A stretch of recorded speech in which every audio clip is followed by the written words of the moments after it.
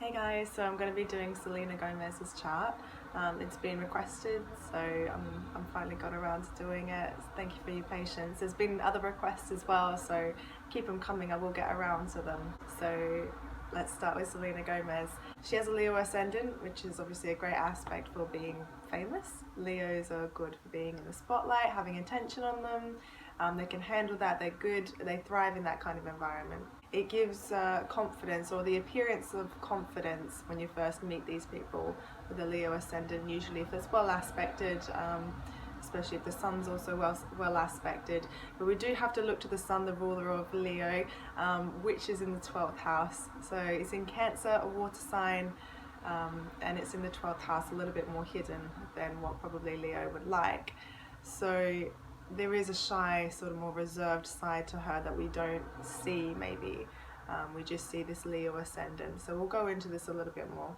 So her sun being in the 12th house of hidden things in our subconscious, things that are hidden away, and then her sun being in Cancer as well, it actually brings, it's good because it brings some sensitivity to her character as well. Our sun being our temperament, our character, our conscious self, which is interesting because again the sun being in the 12th house is less conscious. It's a house that's of the subconscious, you know, when we're dreaming, when we're in another state, or when we're in a particular state.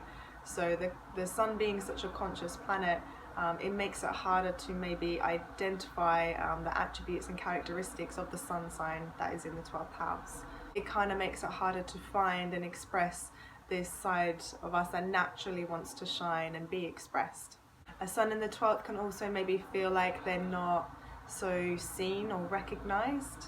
And with a Leo ascendant, I think that would be difficult internally, you know, because Leo does definitely want recognition and praise and approval of the people. So again, there's a difference in her character there. Leo is also an extroverted fire sign, so it naturally gets its energy from being around other people. Leos typically need somewhere to shine. It rules the 5th house of acting or stage or performance, so that actually goes really well, that being her stage. You know, she's an actor, a singer, so I can see that's where she expresses herself, her ascendant, in that way.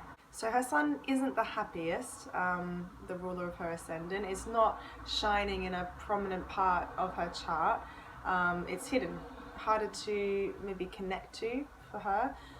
But there is a place for the 12th house, like all the houses, a different area of life, a way to access it. It's just going to be different. So a sun in Cancer would want to snuggle up by the fireplace with family and have a very nice, tight, cozy comfort zone.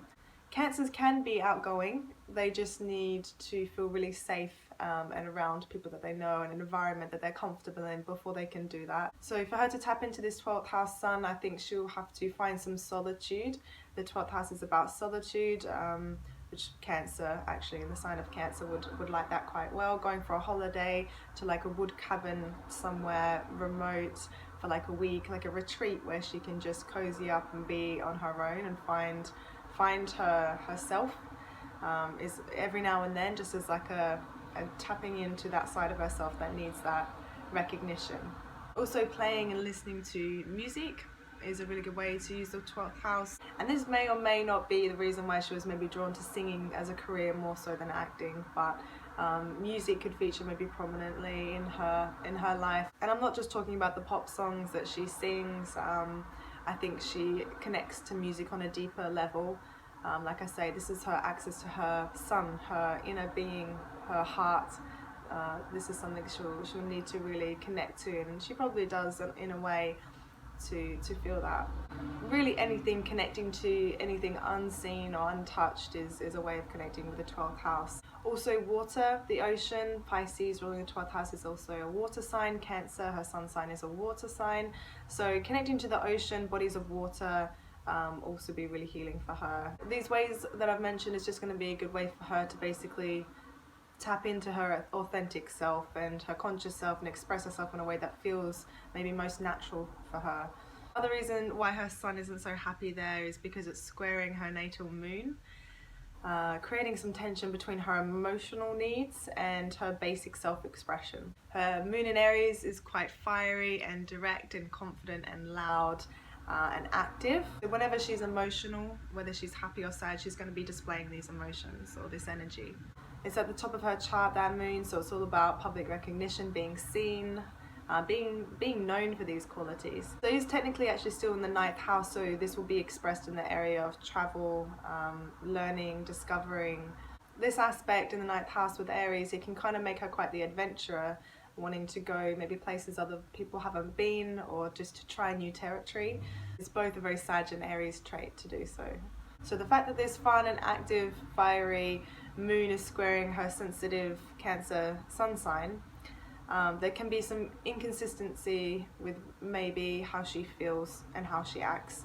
An internal contradiction maybe of this adventurer and homebody. This is a pattern of her personality that she either learns to live with or she makes the most of and she takes advantage of. You can sort of, for her, I think learning to express both sides in a healthy way, finding healthy expressions and outlets for both of these sides of her personality. So Sun in the 12th is very tricky. It can make it hard for the individual to really fully grasp an identity, a strong identity, because the 12th house is so formless and elusive. It may feel like they never really understand who they truly are. This is also from an ego perspective, because the ego likes to identify with something. The sun is the ego. But in the 12th house, it's not so easy to do that. It's more that they can identify with everything and everyone. Again, which has its pros and cons. It depends how you look at it. So it's good to understand that we're all human. We have a lot of things in common, and it's good to understand the collective and us as a collective, and how to appeal to the collective, especially if we're in the spotlight. But somewhere we do need to find our strength individually, and so we can understand what we can bring to the collective as an individual. I like to look at these aspects as not simply good or bad, it's just how you use it, how you learn to use these maybe sometimes difficult aspects that we have in our chart to become better and to make the most of our personality. So on a more positive note, the 12th house can be our hidden talents. Venus is our talents, it's exalted in Pisces. Pisces rules the 12th house. So a hidden talent she might end up finding is that she can do both. She can have two worlds almost, one for the public, the Aries moon up there, it's showing everyone her emotions and how she can express herself and be really active, and then also she can have a separate life, almost a very family orientated life. That sun in the 12th house, Cancer, is all about family. So she may even find that when she has a family of her own, or just connecting to her roots and her family that she grew up with. So she's got Venus on the ascendant. There's no surprise there really, because she's very beautiful. Venus is beauty, and beauty that's accepted widely across lots of different cultures as well. It's not just one particular form of beauty. It's grace, it's poise, it's elegance.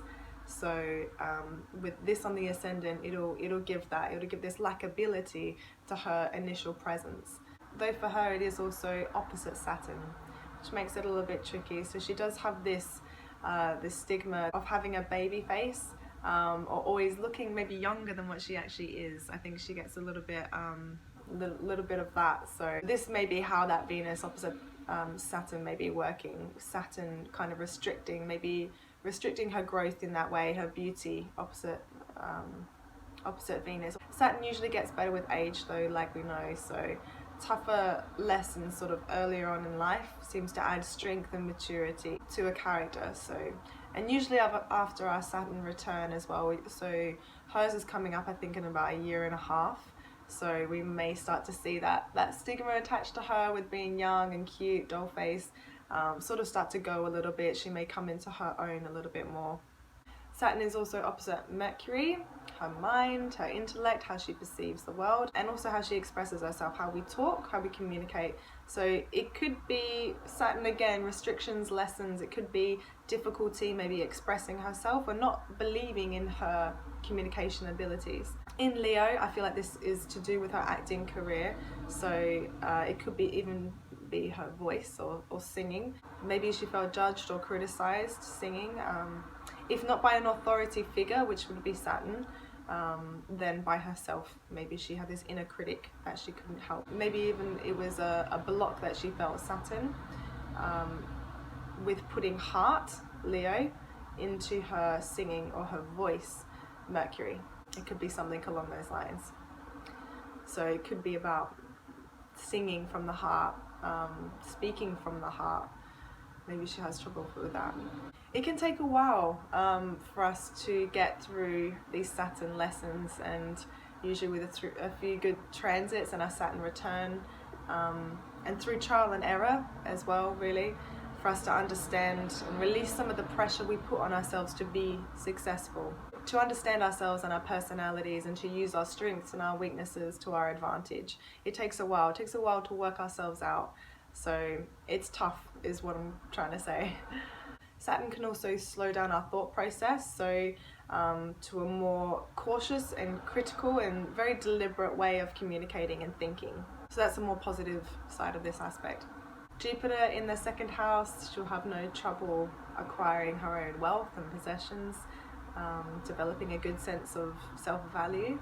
It's also trining 2 generational planets in the 6th house of work, meaning her creative talents would be widely accepted and encouraged by the collective and the public.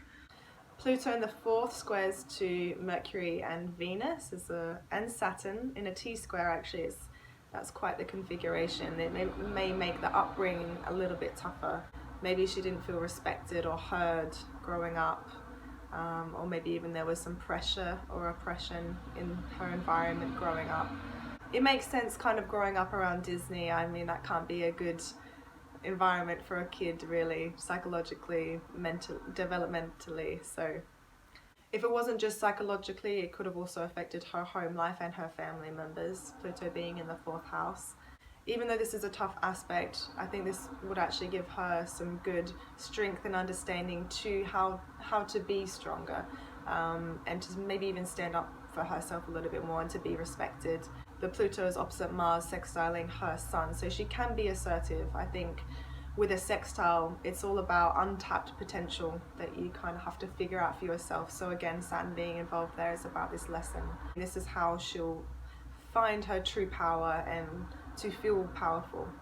And also how to better interact with people in that industry, and Venus is people that we interact with, our peers, our friends. It may not have been easy for her, maybe earlier on, interacting with people in that environment. So maybe even people trying to take advantage of her. With a Pluto square, it can be very difficult, make interactions quite intense. And with Saturn involved as well, it's more about oppressive figures and us having to figure out our own worth, which is Venus, our self-worth. So I love talking about Mars. Let's talk about Mars in Taurus in the 10th house of her career. Perfect. So in Taurus, it's going to make her nice and slow, steady, a more grounded way of going about things. Mars is how we go about things, our energy, our anger.